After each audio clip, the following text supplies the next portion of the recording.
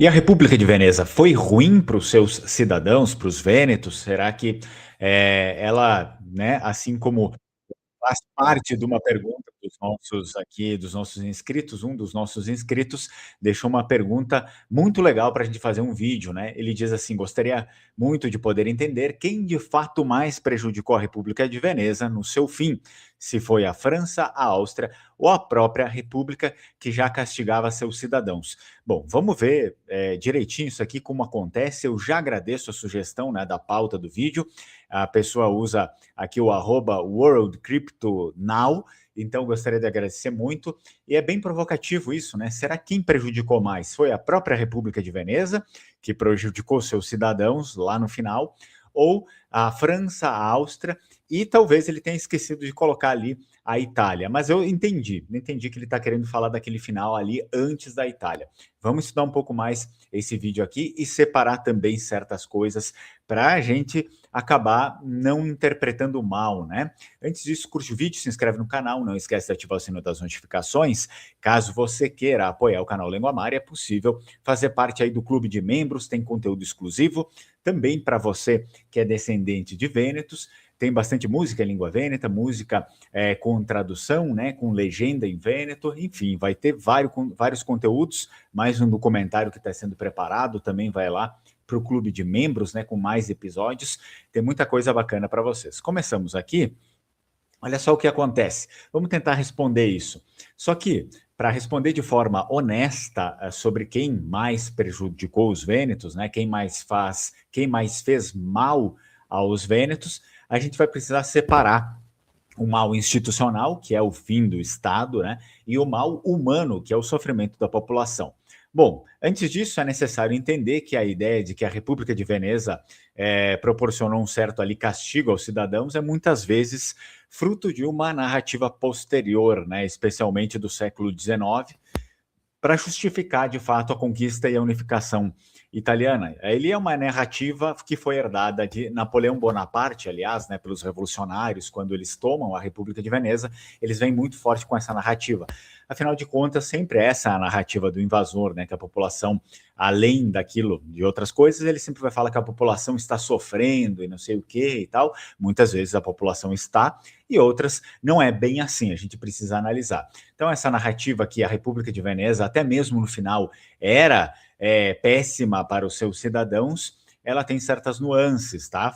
Muitas coisas foram agravadas pelos franceses e depois o próprio Reino da Itália que inventa muito dessas coisas. A gente precisa analisar isso. Ainda, o melhor seria a gente não falar, por exemplo, como castigo, né? Ou uma certa ditadura, assim como esses revolucionários quiseram vender para derrubar a República. Quando nos referimos aí à República de Veneza, é melhor que a gente elimine essas ideias, por exemplo, de ditadura, que foram muito vendidas pela Revolução Francesa e depois apropriadas pelo próprio Napoleão para derrubar as monarquias e principalmente a República de Veneza. Sabendo que o reinado da República de Veneza, né, ele só cessa após 1.100 anos de existência. E como o próprio Maquiavel bem já atestou na sua obra, né, príncipe algum se mantém no poder por tanto tempo assim sem o apoio do próprio povo.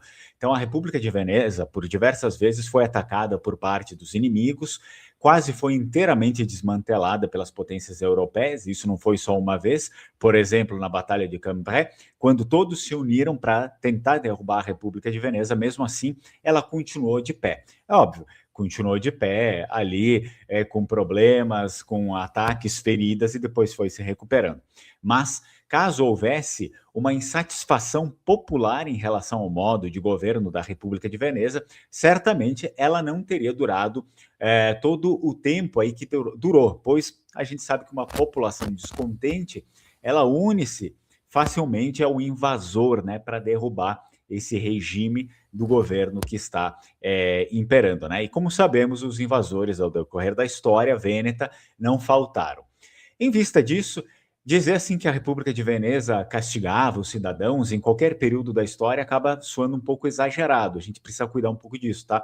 Tanto não se aplica que a República de Veneza, ali naquele momento, ela não cai por uma revolta popular, né, contra uma certa tirania, mas sim porque se tornou, infelizmente, naquele período, um museu, meio um museu vivo, né, de si mesma, ou seja, ela tinha dinheiro, não tanto quanto já teve, mas era ainda rica, mas militarmente fraca e politicamente rígida, incapaz de resistir o furacão das guerras napoleônicas, né? E aqui sim, finalmente podemos encontrar o erro essencial da Sereníssima naquele período histórico, que não foi sempre assim, é óbvio, mas naquele período ali da queda, esse estava sendo o erro político da Sereníssima, específico, né, da sua história. O que acontece é que, por vários outros momentos, é óbvio, uma nação passa por momentos de crise, crise política, crise econômica, só que aqui juntou, né, a fome com a vontade de comer. Então ela estava passando por uma crise e aí veio essas guerras napoleônicas e ocasionou um grande problema. Bom, é justo e verdadeiro atribuirmos à República de Veneza a culpa da sua imobilidade política vivida naquele momento ali, tá? Então, imobilidade política é realmente um fator que proporcionou toda essa lambança, né? Nem sempre foi assim, como a gente sabe, é possível isso ver através da história da República de Veneza, mas não um suposto abuso, nem nesse período, não um suposto abuso sistemático contra o povo. Isso já seria um exagero, né? Assim, não devemos, com base em um certo anarquismo, digamos, uma ideia anarquista anti-estatal, confundir a autoridade rigorosa, é verdade, tá? Da República de Veneza, tinha uma autoridade mais rigorosa, mas não dá para confundir isso com uma ditadura moderna que a gente conhece hoje. Isso seria um baita erro histórico. Então, só limpar. Não estou falando que a pessoa que comentou isso disse tudo isso. Só estou tentando fazer com que a gente não caia aqui em certos erros, tá? Então, vamos analisar um pouquinho. A República de Veneza, até 1797, o que que ela era? De fato, a República de Veneza, até essa data, do início até essa data, ela era uma corporação gigante gerida por nobres. Então, quando a gente fala corporação, poderia ser uma palavra tradicional para dizer que era um grande empreendimento, era um Estado empreendedor, né? Ele foi se transformando num Estado empreendedor, visto que começa com Veneza, Veneza tem escassez de terra, portanto ela não se encaixava no modelo perfeito feudal, no modelo perfeito medieval da agricultura, isso, aquilo. Depois, quando ela vai juntando os outros territórios, aqueles outros territórios do Vêneto, né? Treviso, Pádua, Vicenza, Rovigo, bababá, vai juntando todo mundo, aí esses locais aí, eles têm possibilidade de ter agricultura.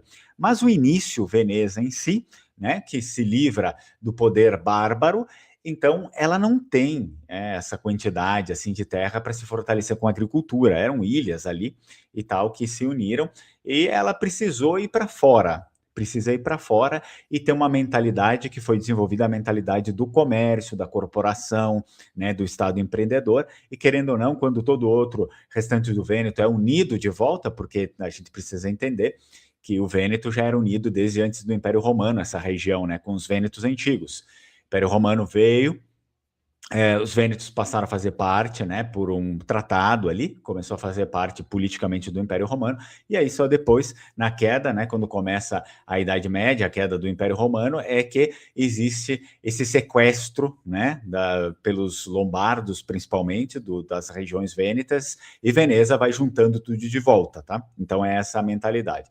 Bom, o que que tinha? Estabilidade extrema, né? A República de Veneza durou seus 1100 anos sem uma guerra civil séria, importante, ou um ditador, porque o Doge, a gente precisa entender que ele era controlado pelos conselhos, né, por conselhos, pelos conselheiros. Então, havia um senso de identidade vêneta, ou bem dizer, de identidade veneziana, porque na época o gentílico dos vênetos era veneziano, porque eles faziam parte da República de Veneza.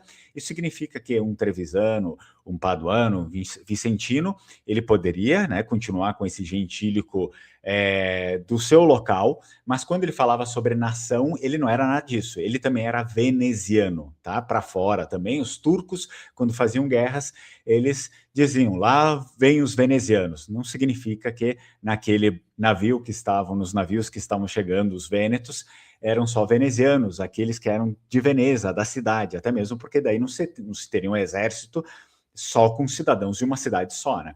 Então, mas sim, todos, até mesmo dálmatas, istrianos e tal, porque eram pessoas que acabavam lutando com a República de Veneza e reconhecidas como vênetos venezianos também. Então, só deixar isso claro, tá?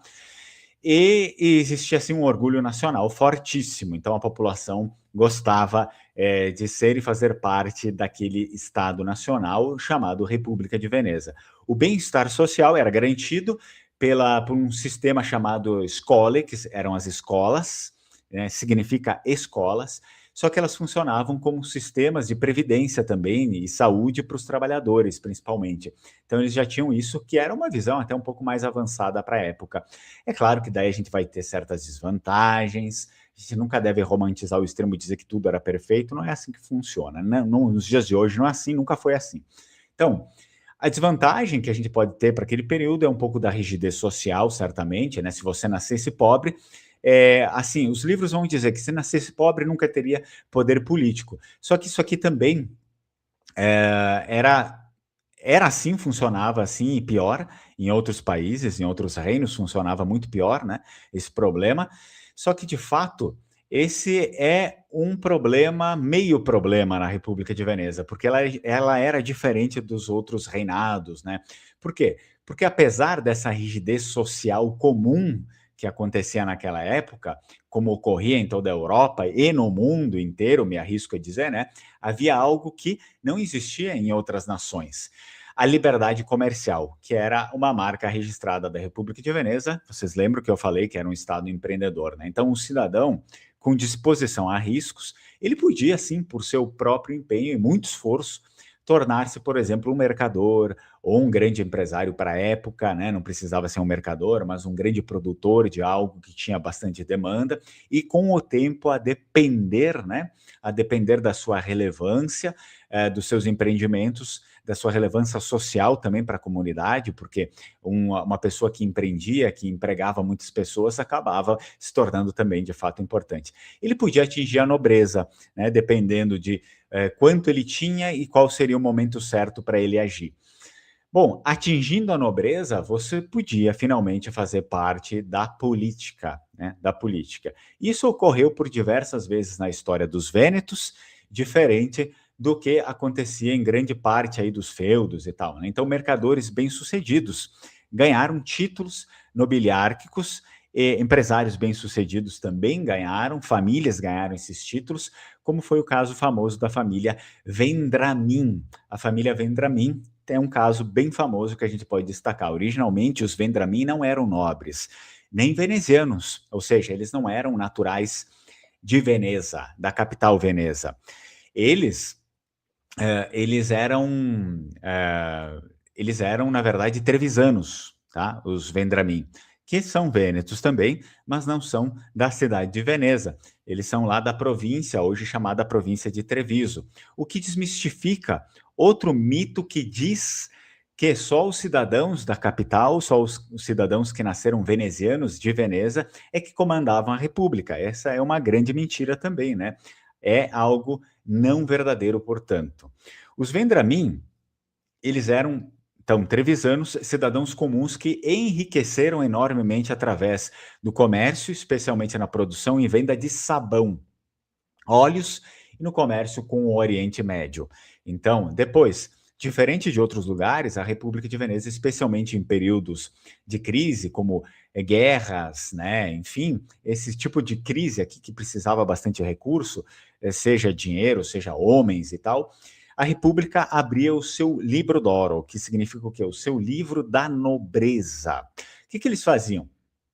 Quando o Estado, a República de Veneza, precisava de ajuda para superar dificuldades, diversas dificuldades, as famílias que tivessem condições reais de ajudar, depois entrariam para a nobreza e, assim, por consequência, para a vida política. Então, porque os nobres atuavam na política também, sendo conselheiros ou sendo eles mesmos alguma espécie de governante. Então, enquanto a França, por exemplo, ou a Áustria, que são os posteriores invasores, né? A nobreza vinha de posse de terras, de títulos ancestrais somente, né? Na República de Veneza, ser nobre não era algo impossível, tá? Certamente não era fácil, né? Era difícil alcançar isso. mas não impossível como ocorria em diversos outros lugares, como esses que eu já citei.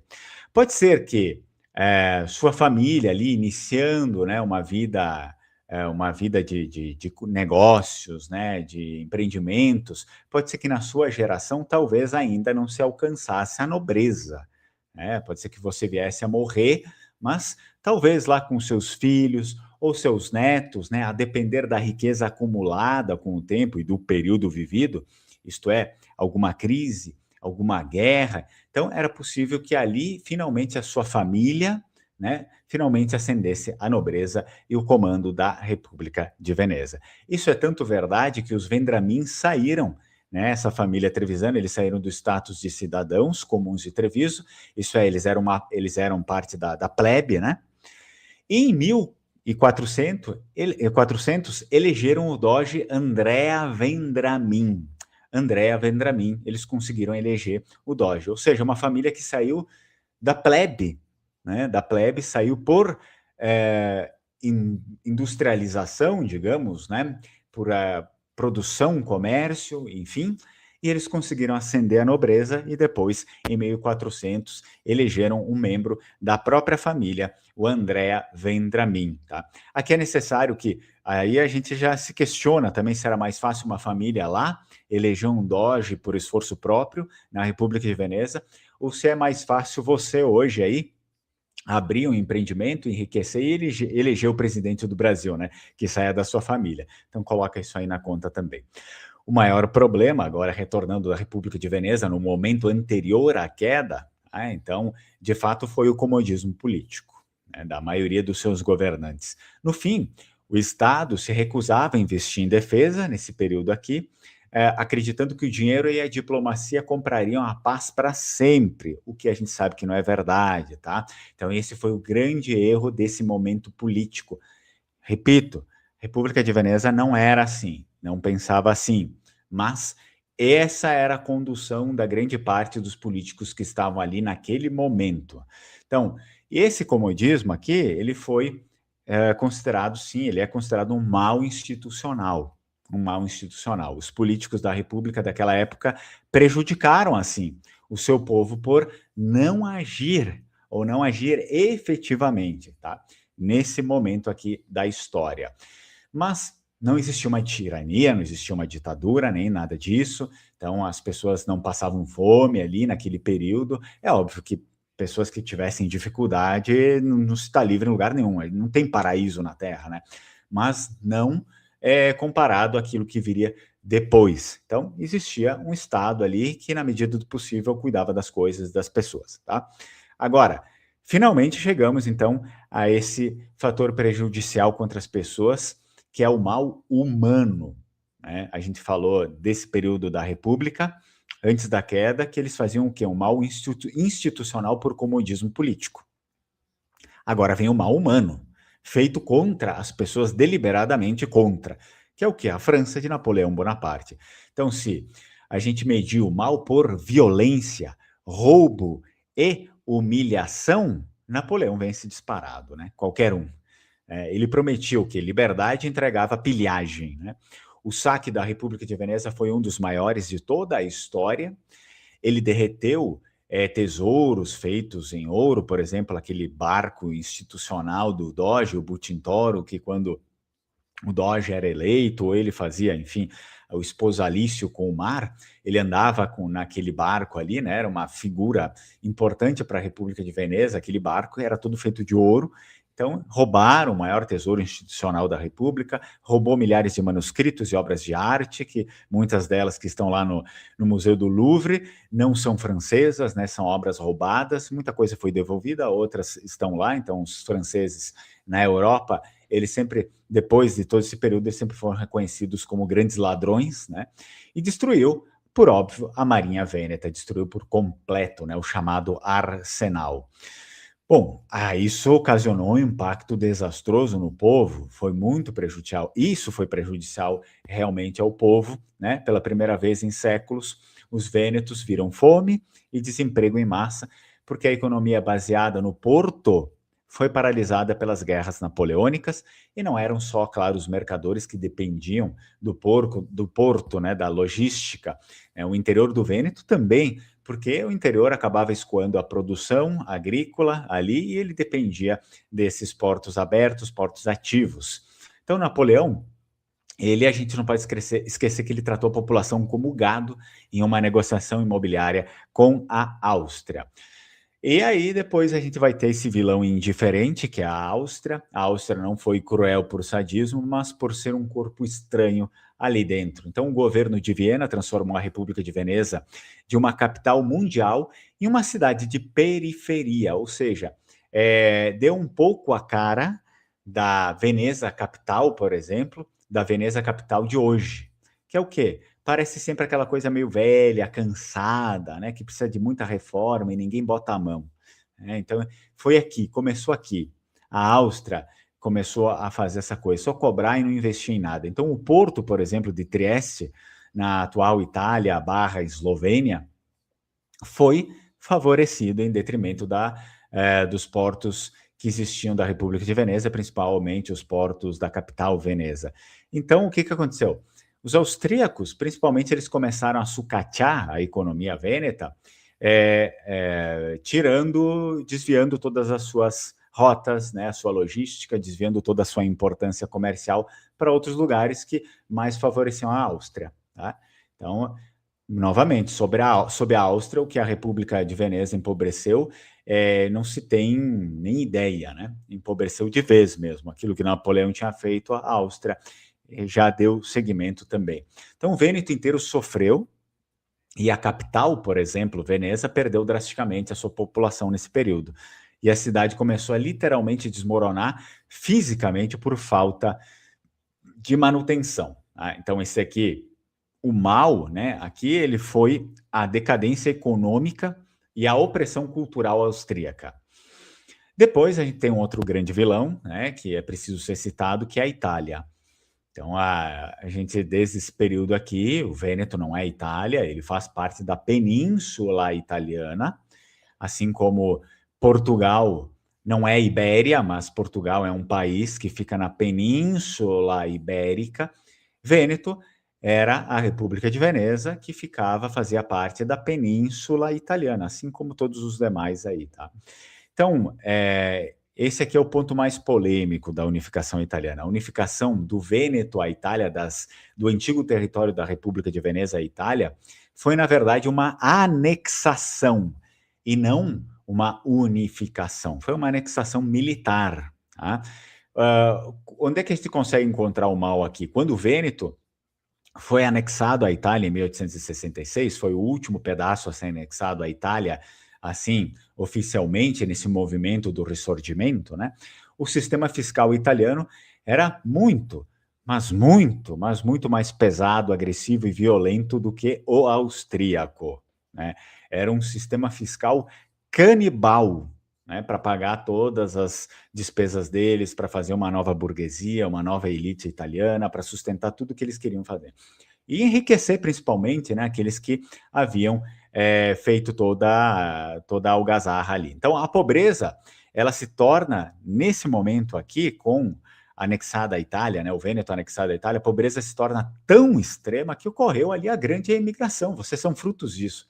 Vocês deveriam saber que a Itália talvez um dos nossos principais vilões da gente ter nascido no Brasil. Então, a grande imigração. Milhões de vênetos abandonaram as suas terras para ir para o Brasil, para a Argentina, principalmente, né? Porque não conseguiam sobreviver sob o novo Reino da Itália, que, na verdade, expatriou essas pessoas. Quem está acompanhando aí essa série de vídeos que eu estou fazendo sobre imigração, e eu vou continuar, só fiz algumas pausas, porque tem algumas pautas importantes também. Bom, quem acompanhou viu, o que aconteceu foi uma expatriação, né? As pessoas foram expatriadas, e os nossos antepassados, pelo governo da Itália, pela Itália, eles foram colocados na balança comercial, tá? Então, isso significa o quê? Eles foram tratados como produto a ser exportado.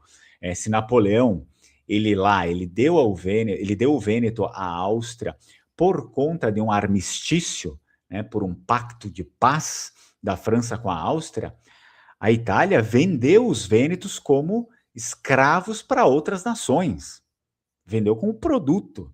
Isso é escravidão. Claro, uma escravidão um pouco mais moderna e tal, mas ela vende como escravo para fazer mudar a sua balança comercial de déficit para superávit. Basicamente foi isso. Então, vocês coloquem isso na ponta do lápis, né? Ver se a Itália não foi um vilão também, né?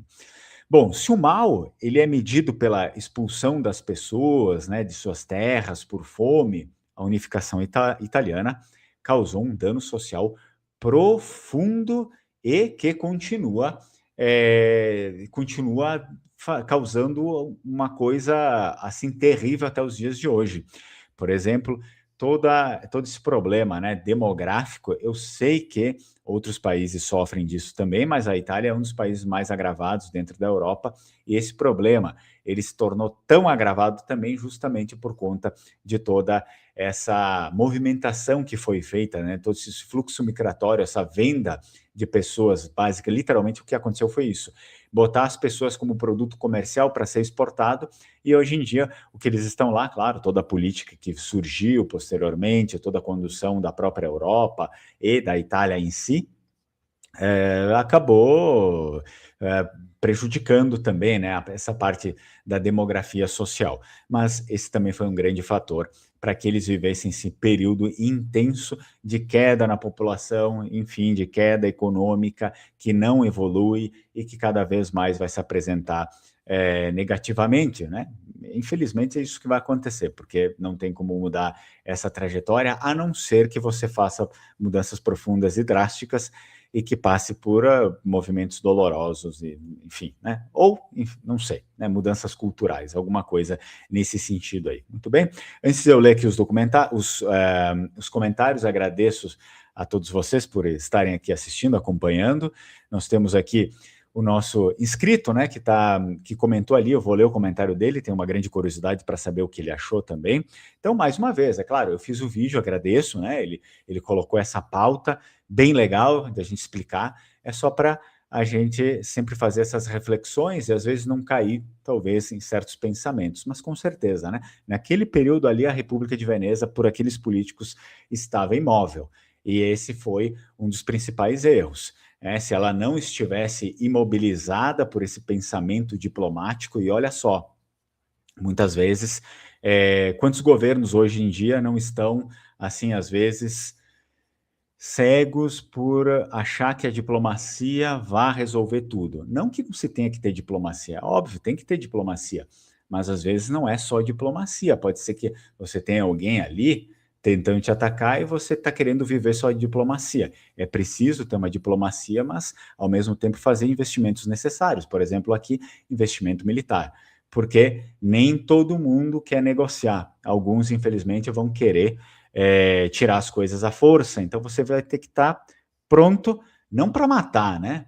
Não se deve estar pronto para matar, mas tem que estar pronto para se defender. E, infelizmente, muitas vezes estar pronto para se defender vai ocasionar também a morte daquele que te ataca, né? Mas aí é uma guerra justa, porque ele está te atacando. Então, você tem que te defender para não deixar a população inteira do seu país morrer. Infelizmente, esses políticos que estavam nesse momento aqui não eram todos, porque esteve muita briga interna no cenário político, e os políticos bons começaram a cair fora, a abandonar porque viram que o barco estava caindo, esses políticos que ficaram não sabiam de nada e acabaram levando todo esse mal contra as pessoas que veio depois. Eles provocaram um mal institucional e todos os outros provocaram um grande mal humano, né? Um grande mal humano. Eu aproveito, antes de ler aí os comentários, fiquem até o final, tá? Então, eu convido você a fazer parte do meu workshop, o Imersão DNA Vêneto, Desvendando Sua História, de 16 e 17 de maio, já está chegando aí. Entra no grupo de WhatsApp que está aqui, fixado, né, nos comentários, depois eu vou deixar na descrição para você manifestar interesse, eu entro em contato, explico como vai acontecer, e você diz que sim ou não se quer participar. E aí a gente vê direitinho. Nesse dia vai ter também a Nexugeno, que é uma empresa de genética, então eles têm várias possibilidades de fazer análises, eles vão comentar mais com você sobre o DNA, a genética influenciadora da região do Vêneto, de todo o norte ali da Itália, querendo ou não, né, porque é bem convergente, e a gente vai aprender cada vez mais sobre isso e juntos. E também os primeiros inscritos ali vão ter os seus exames, os seus resultados comentados no próprio dia, tá bom? Então, se você tiver interesse aí por reconhecimento de cidadania, seja ela italiana, portuguesa, espanhola, cidadania europeia, falar com a Alma Cidadania, diz que chegou até eles através do canal Lenguamar, e se você fechar algum acordo, alguma coisa, você consegue um bom desconto. Muito bem, vamos lá para os nossos comentários. Buonasera. E vamos ver aqui, nós temos o Lupa, conheci Veneza em novembro de 2023. Veneza sempre é um lugar muito bom, né? E, apesar de todo esse desmantelamento ter acontecido, né? E esse descaso com a cidade, Veneza, claro, carrega a sua áurea ali dos tempos, né? De ouro, mas, infelizmente, né, o governo italiano também não parece que dá muita atenção ali para Veneza, porque está tudo meio abandonado, parece. Não ao ponto de estar realmente tudo muito ruim, mas precisaria, né? Algumas coisas precisariam passar por reformas e necessita agora, né, até não se ter todas as disciplinas da autonomia, de se liberar totalmente ali da gestão de Roma, né, da gestão central, precisa, assim, de liberação de verba de Roma. E, infelizmente, isso não tem sido feito a contento. Ah, o Lupa adicionou ali, andei de Vaporetto, é legal, eu também já andei lá de Vaporetto. Vamos ver aqui, nós temos o Jair. Jair, a liderança vêneta sempre teve uma fama de serem bons diplomatas e ou negociadores. Exato, eles tinham diplomatas por toda a Europa, né? Foi o primeiro sistema aí de diplomacia evoluído que se teve. Eles mandavam diplomatas não por toda a Europa, mas também lá para o Oriente Médio, enfim, embaixadores, né? Eles chamavam. Não faltou diplomacia com Napoleão, o ceder para não perder tudo? Na verdade, não, né? Diplomacia foi abundante nesse período. O que faltou foi uma paz armada. Então, aquilo que sempre a República de Veneza priorizou em fazer. A República de Veneza era mestre em diplomacia, mas essa diplomacia se chamava paz armada. Você negocia, é um diplomata, mas continua se armando. Para se caso for atacado, então aí você se protege. Nesse caso aqui, houve bastante diplomacia e não houve resistência militar, porque Napoleão, ele efetivamente, o seu plano era destruir, né, aquele sistema que tinha ali da República de Veneza, assim como qualquer outra monarquia que se enfiasse na frente dele, né? O poder dele era isso que ele queria. Então não faltou diplomacia, mas faltou, até mesmo porque ele usou muitas justificativas furadas, por exemplo, certas revoltas de camponeses com soldados nas cidades onde os franceses, aliás, os franceses chegaram em cidades vênetas, por exemplo, como Verona, e montaram os seus acampamentos ali para fazer a sua luta contra a Áustria, para subir, né, contra a Áustria, e a República de Veneza cedeu esses territórios. Então não teve falta de diplomacia. Só que sim, chegou um certo momento que havia abusos desses soldados franceses contra a própria população, e é óbvio que motins e revoltas dos vênetos começaram a agredir certos soldados, a fazerem certas milícias assim contra esses soldados, e isso cai nos ouvidos de Napoleão, né? E ele usa, esse é um dos argumentos também, que a República de Veneza estaria fingindo, mas ao mesmo tempo estava aguçando seu povo contra o exército francês. Então ele queria e acabou, né? Não tinha muito o que fazer. Precisava essa paz armada, precisava estar pronto, tá? Podia ali no início, se não tivesse pronto, viu que Napoleão estava querendo conquistar, poxa, faz de tudo, começa a investir, faz isso, aquilo, tenta manter a maior parte possível do tempo em paz, cede um pouco ali esses territórios para eles armarem acampamento contra a Áustria e depois expulsa essa galera aí quando estiver pronto, tá? E acho que isso que faltou. Acho não, é isso que realmente faltou. Muito obrigado, Fernando. Deus abençoe, guarde e proteja hoje e sempre você e toda a sua família. Muito obrigado e igualmente. E aí ele comentou aqui, ó, conhecer o passado, entender o presente e projetar o futuro, como meio vicentino e meio trevisano. Adorei o conteúdo, muito legal, né? Foi aqui o nosso inscrito, @World Crypto Now, que fez essa pergunta. Agradeço sempre a todos vocês que me fazem essas perguntas instigantes, porque a gente tem a oportunidade de vir aqui e trazer um conteúdo, além de ser um conteúdo voltado, né, para a pergunta para vocês, é um conteúdo mais profundo, querendo ou não, né? Vamos ver aí. Olha só, Flávio, estou no metrô em Milano enquanto escuto o professor. Olha só que legal. Está lá no metrô de Milano, né? Bem legal. Pessoal, acredito que era isso. Não sei se ficou alguma dúvida, vocês podem deixar aqui nos comentários também, depois ali, pode deixar aqui no chat ou nos comentários posteriores. E eu acho que foi bem exemplificado, né? Nós tivemos nesse período uma certa omissão desses políticos desse período da República de Veneza. Novamente, nem sempre foi assim.